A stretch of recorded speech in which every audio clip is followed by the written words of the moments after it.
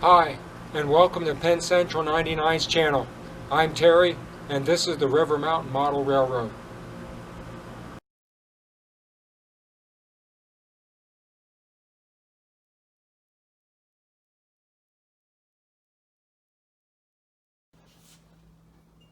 Oh man, we're out of mayonnaise.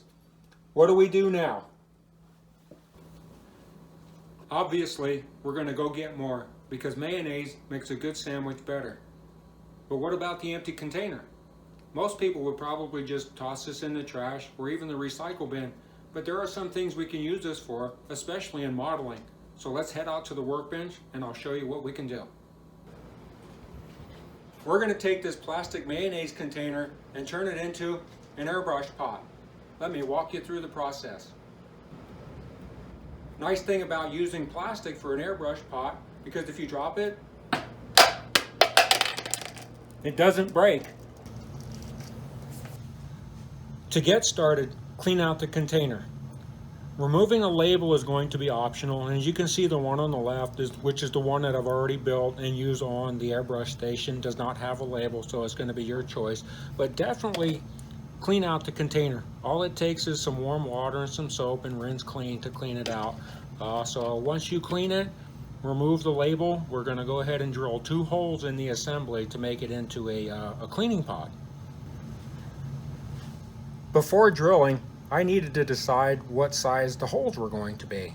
So I needed to figure out what diameter we were going to use, and at the same token, regardless of the type of material of the airbrush pot, I wanted to protect the tip and the nozzle. So whether it's plastic or glass, you need to protect your tools and your equipment. So I decided that I was going to use something soft and rubber to help protect the tip, but I didn't have very much on hand. I thought about using a rubber grommet around the hole in the plastic, but I didn't have any rubber grommets on hand. But what I did have, and as you can see here, I've got some vacuum caps. The one on the right is 1/4 inch, and this one here is 3/8 inch. Unfortunately, the 1/4 inch kind of fits, but it only inserts up to the nozzle cap, and I wanted it to go into the jar a little bit farther to help make sure that the spray goes in the jar. So I had some 3/8 inch vacuum caps on hand that I decided to use, and as you can see, the tip of the airbrush inserts there pretty good. So I went with the 3/8 inch vacuum cap, and basically what I did is I just cut the tip off.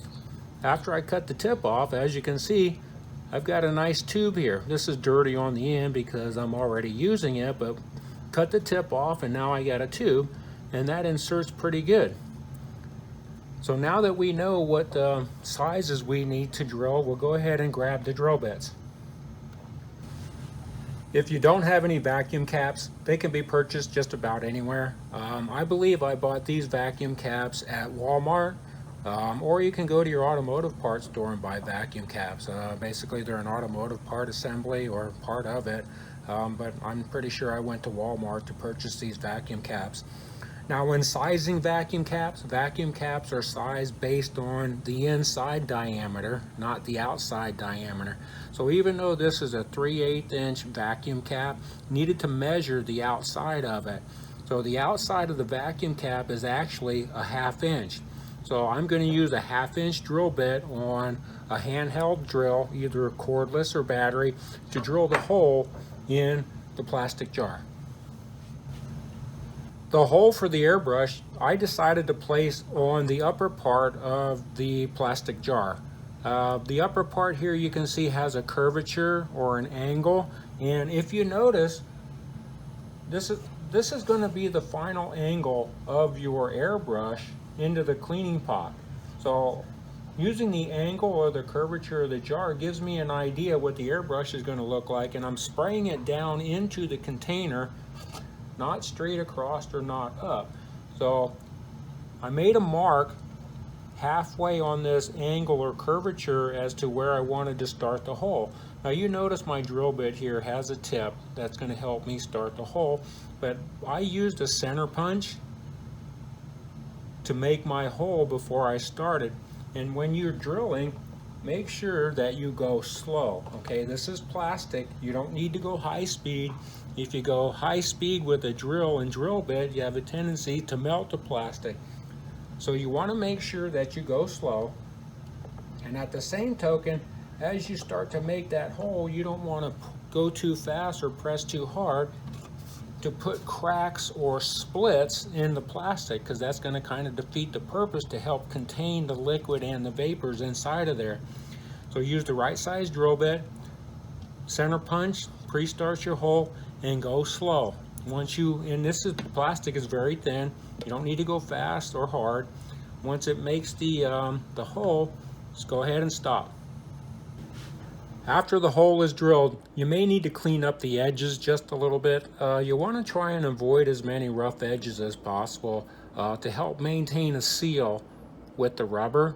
Fortunately, I didn't have very many rough edges to clean up. That way, the vacuum cap is going to insert right in there. So once it's cleaned up, relatively round so that it makes the seal, go ahead and insert the rubber grommet, and you just might need to work it a little bit. Once it's in the hole, try and twist it around so that you hear it pop in there just a little bit. And as you can see, it's inserted about, maybe a 1/4 inch or so that it's inside the tube there. You know, the depth of the insertion is going to be your choice depending on how deep you want to go, but just go ahead and work it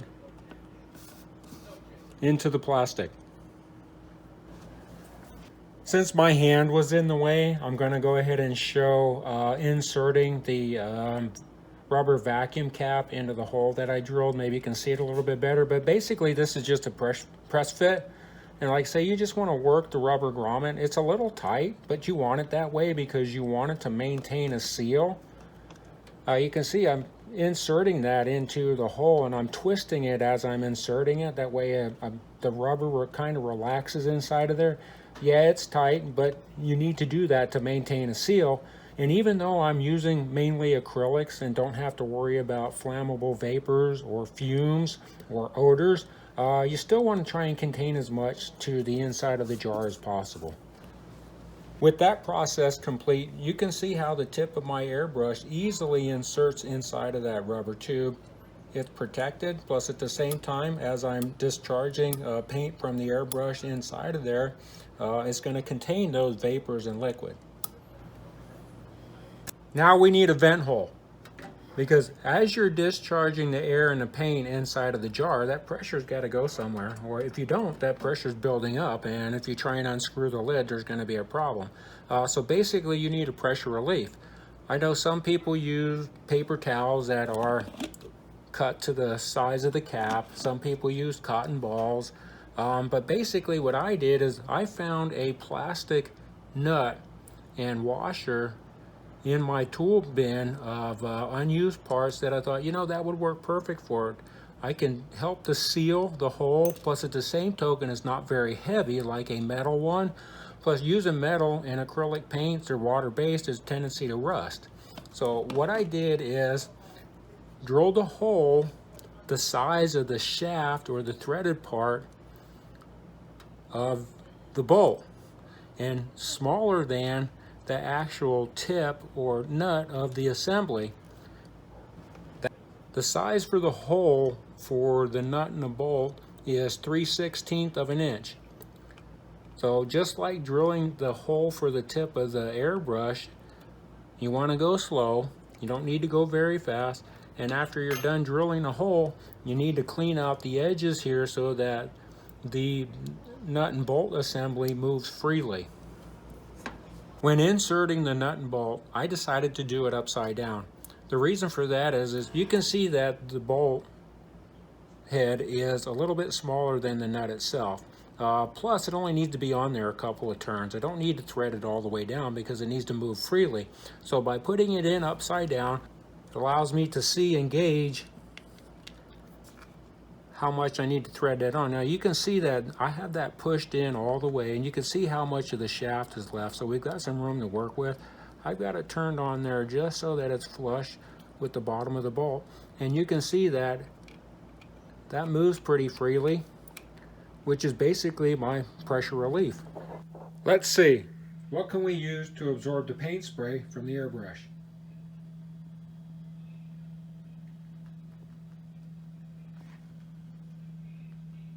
Oh, check it out. Paper shredder. Oh yeah, check it out. This stuff will work great in our airbrush cleaning pot. I've added some shredded paper to the jar, and as you can see here, it's loosely in there. You don't need to pack it in there. Just go ahead and put that shredded paper or whatever material you're going to use in there just enough to absorb the material. It doesn't need to be packed in there.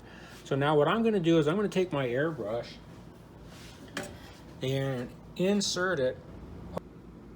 Here's a close-up of the relief assembly that I was talking about, and as I discharge the air inside of the container, you can see that nut and bolt assembly moving to help release that pressure that's built up in there.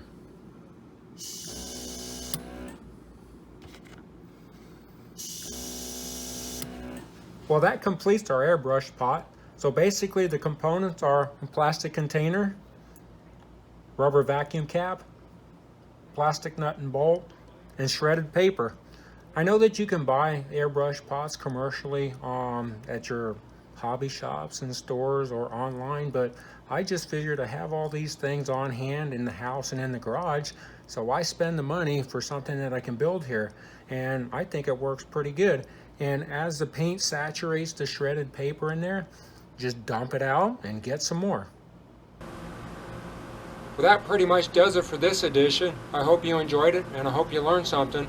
And as always, thanks for watching.